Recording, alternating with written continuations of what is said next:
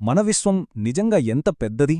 ఒకవేళ మన సౌర వ్యవస్థ అనేది ఇలాంటి అనంతమైన వాటిలో ఒకటి మాత్రమే అయితే, అసలు సృష్టి, వినాశనం అనేవి ఆగకుండా జరిగే ఒక చక్రంలో భాగమే అయితే, రండి ఈరోజు మనం ఒక పురాతన గ్రంథం చెప్పే ఒక అద్భుతమైన విశ్వనిర్మాణం గురించి తెలుసుకుందాం. ఇది మన ఉనికి గురించిన ఆలోచనలనే మార్చేస్తుంది. సరే, మరి మన ఈ ప్రయాణం ఎలా సాగుతుందో ఒకసారి చూద్దాం. ముందుగా బ్రహ్మాండమంటే ఏంటో తెలుసుకుందాం. ఆ తర్వాత అనంతమైన విశ్వాల నిర్మాణం ఎలా ఉంటుందో చూద్దాం. అసలు ఈ సృష్టి ఎలా మొదలైంది, ఆత్మల పతనం ఎందుకు జరిగింది, ఇంకా చివరగా ఈ వినాశనం పునఃసృష్టి చక్రం గురించి కూడా మాట్లాడుకుందాం. సరే, మొదటి భాగం బ్రహ్మాండం అంటే ఏమిటి? అసలు ఈ విశ్వానికి ఫండమెంటల్ బిల్డింగ్ బ్లాక్ ఏంటో అర్థం చేసుకోవడం ద్వారా మన అన్వేషణను మొదలుపెడదాం. ఈ గ్రంథం మొదలవ్వటమే ఒక చాలా సింపుల్గా అనిపించే ప్రశ్నతో మొదలవుతుంది. అదేంటంటే, మన విశ్వం నిజంగా ఎంత పెద్దది? దీనికి వచ్చే సమాధానం మనల్ని ఆశ్చర్యపరచడమే కాదు, ఆలోచింపజేస్తుంది కూడా. ఇక్కడే అసలు విషయముంది. ఈ గ్రంథం ప్రకారం మనం విశ్వం లేదా బ్రహ్మాండమని దేన్నైతే అనుకుంటున్నామో అది మొత్తం కాదట. కేవలం ఒకే ఒక సోలార్ సిస్టమ్, అంటే సౌర వ్యవస్థ మాత్రమేనట.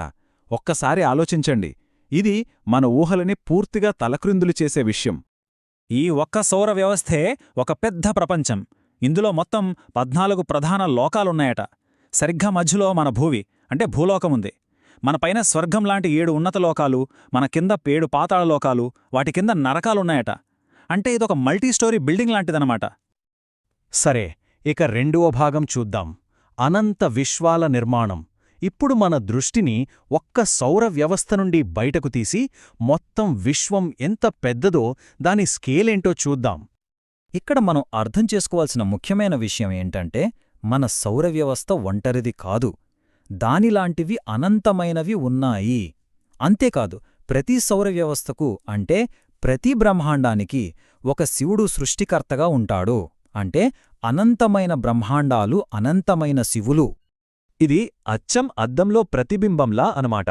ప్రతి సౌర వ్యవస్థ కూడా మన సౌర వ్యవస్థకు ఒక కాపీలా ఉంటుంది. అంటే ప్రతి దాంట్లో ఒక భూమిలాంటి గ్రహం, దానికంటూ స్వర్గలోకాలు, దానికంటూ ఒక అత్యున్నత క్షేత్రముంటాయి. ఒకే డిజైన్, అనంతమైన కాపీలు. మూడవ భాగం అసలు ఈ సృష్టి ఎలా జరిగింది? సరే, ఇన్ని విశ్వాలు ఉన్నాయి అంటున్నాం కదా, మరి ఇంత పెద్ద సంక్లిష్టమైన వ్యవస్థ ఎలా ఉనికిలోకి వచ్చింది? దీని వెనుక ఉన్న క్రమం ఏంటి? అంతా మొదలైంది ఒకే ఒక్క ఆలోచనతో, ఒక సంకల్పంతో. నిరాకారుడైన మహాశివుడికి నేను అనంతంగా మారాలి అని కలిగిన ఒకే ఒక్క ఆలోచన నుంచే ఈ మొత్తం సృష్టి మొదలైంది. ఈ సృష్టి అనేది ఒక గొలుసుకట్టు చర్యలా జరిగింది. మహాశివుని సంకల్పం నుండి నిరాకార శివులు వచ్చారు.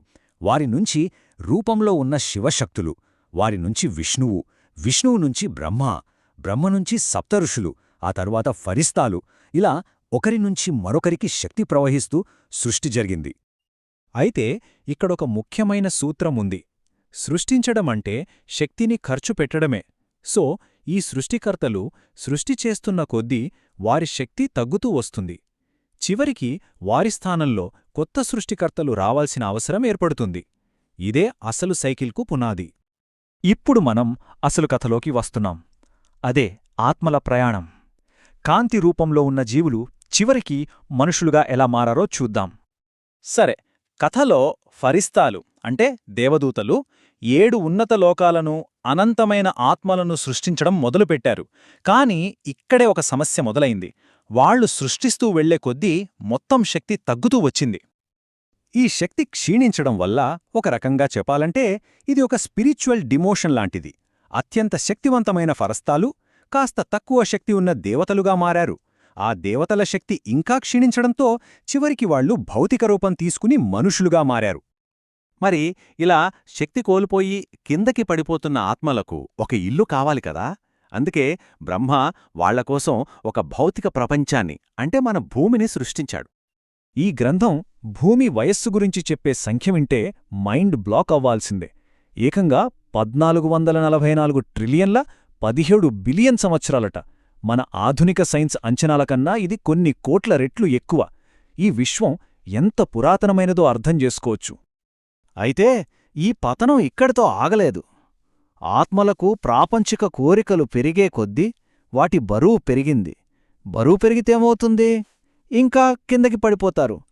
అలా భూమి కింద 7 పాతాళ లోకాలు ఏర్పడ్డాయి.